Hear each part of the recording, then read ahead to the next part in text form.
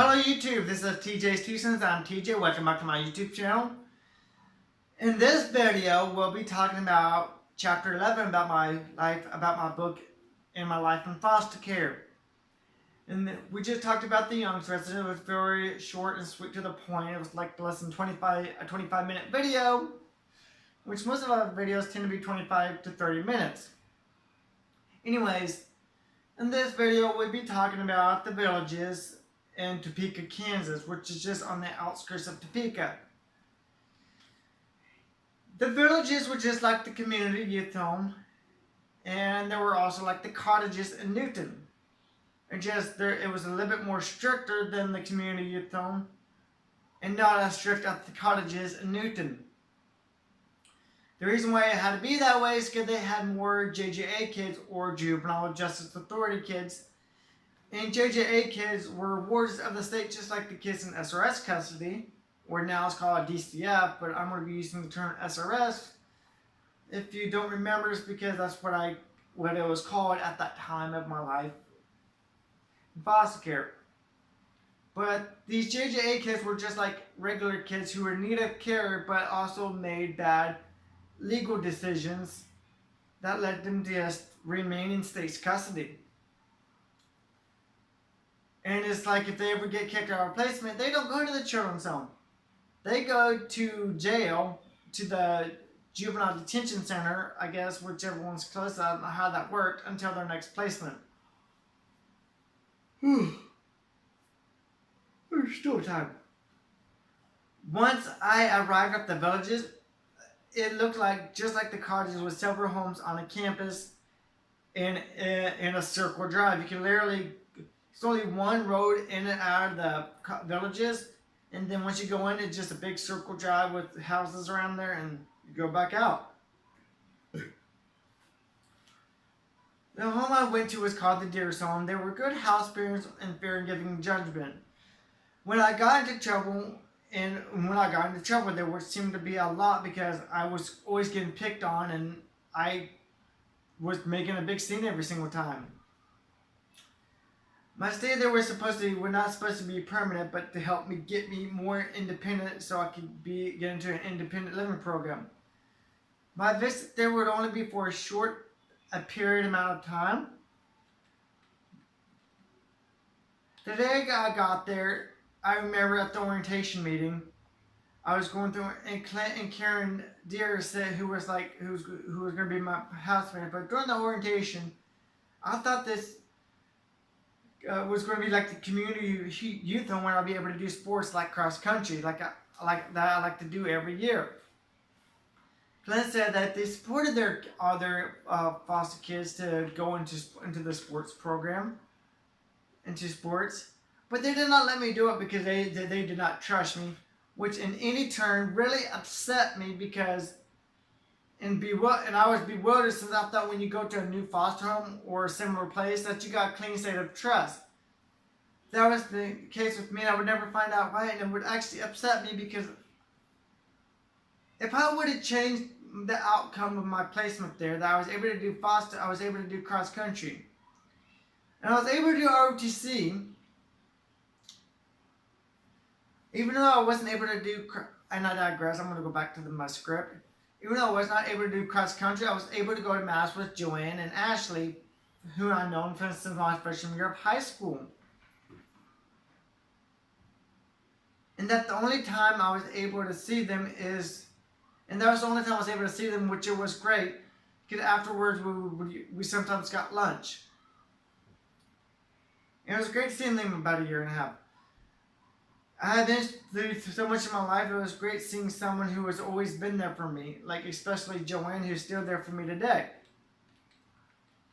Another thing that helped me out a lot, for the most part, that I was able to do JROTC.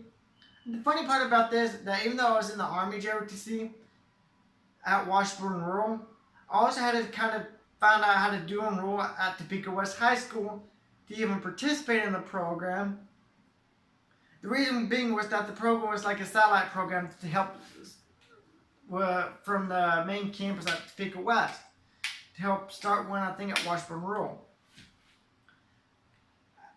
After But the funny thing is though, that was about it. I wanted to participate in all the extracurricular activity at school, but even being at the deer's home for more than a couple of days, I mean more than a couple of weeks and maybe a month or two, I still was not even able to participate in the ROTC programs because it was too much work. I don't know what the reasoning was.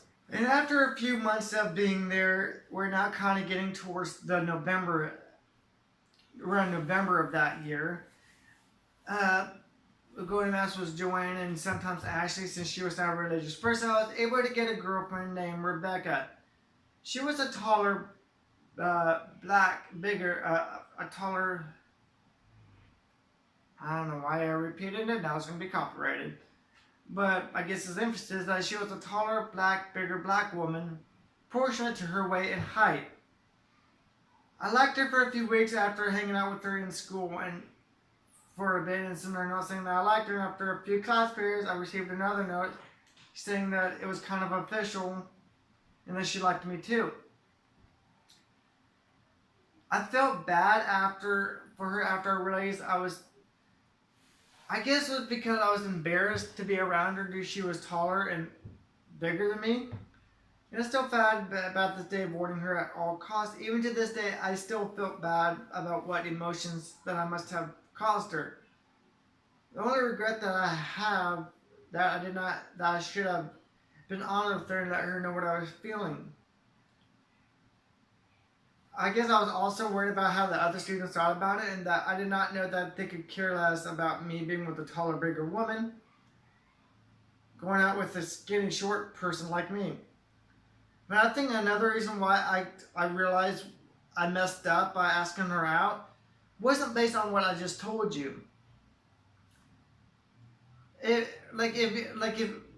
this placement was really messed up in that sense that I knew I would never be able to hang out with her after school.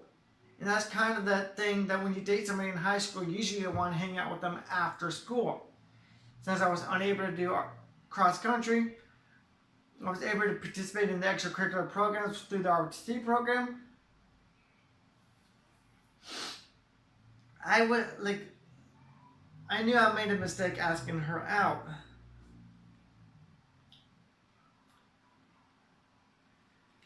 And I didn't put this in the book though, but this was also another major situation that kind of put a ding in the relationship. And I ended up getting kicked out of their out of their home right after Thanksgiving. Because right before Thanksgiving, they tried to send everybody out on to their families for Thanksgiving. But I was the only kid that stayed behind because I didn't have anywhere to go.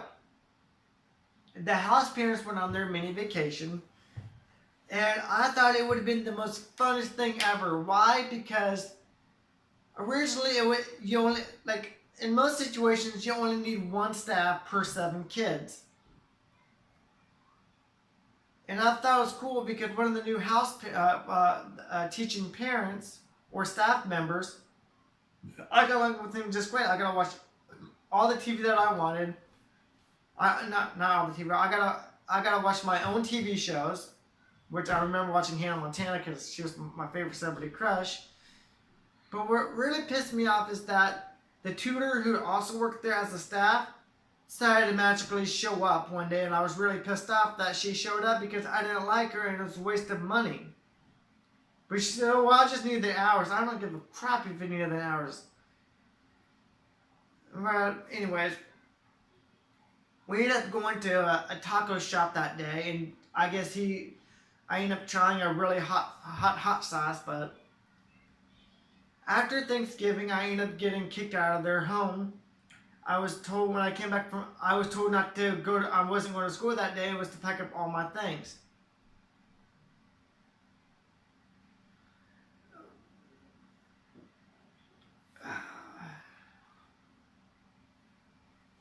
Actually, I did put that in my book. I can't believe I forgot.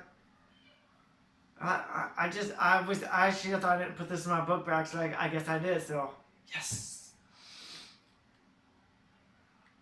Yeah. And then I was getting that, but after they, when I told I was when I was told I was getting kicked out of the home, I didn't understand why I was getting kicked out of the home. After talking to Clint several years down the road, I think it was around my 21st birthday, and I found him on Facebook.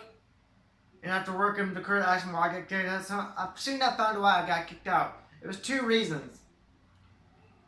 The first reason was that Clint and Karen decided that they were going to move back to Texas. And the other purpose was they wanted me to get back on track for independent living. So in a way, without realizing it, it became a blessing and a nightmare in disguise. For me to be moving from their home to an independent living group home.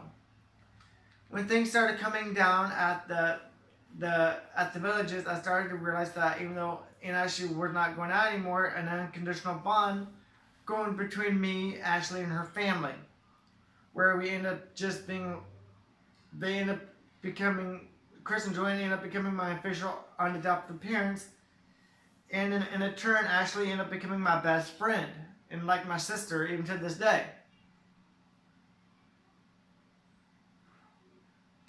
And the reason why I consider my unofficial adopted parents because I would soon hear Joanne tell her in-laws that I was their unofficial adopted child several years down the road because Ashley's had a daughter who passed away at 13 months. And I had to attend because I felt like I had to go. But after saying goodbye to my to the Carlsons one more time, it was time for me to tackle my next challenge in life in Oberlin, Kansas.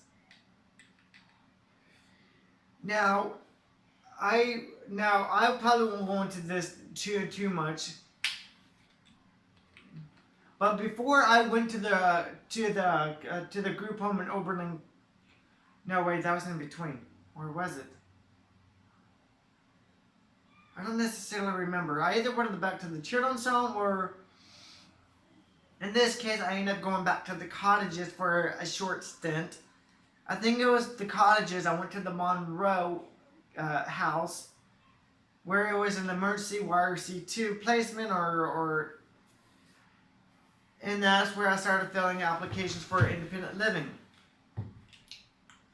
And that's when I went. So I ended up going back to the cottages for a couple of weeks, if not a month.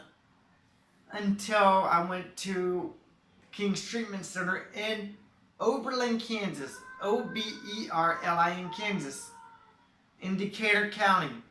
Completely on the other side of the state from Kansas City, Kansas, or Overland Park. But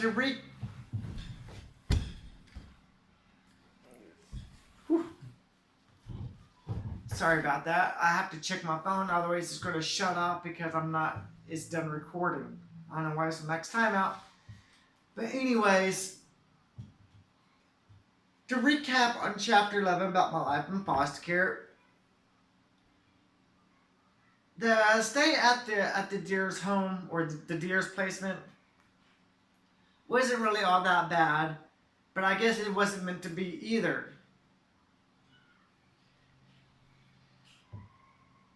But one thing I do remember is that Clint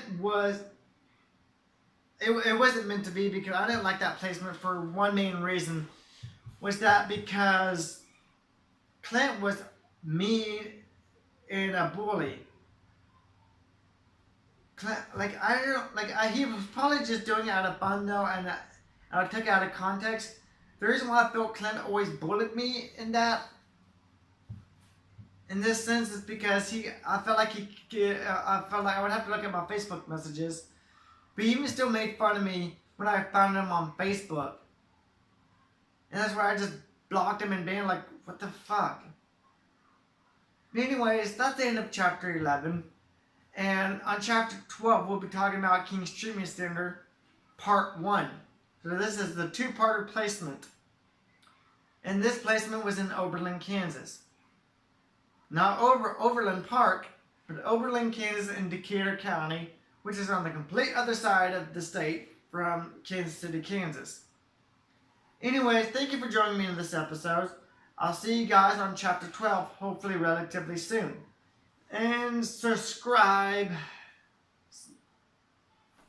Anyways, thank you guys so much for joining me in this video. We're, I think, over halfway done about my life in foster care. And I can't wait to see you guys on the next one. Thank you and have a good time.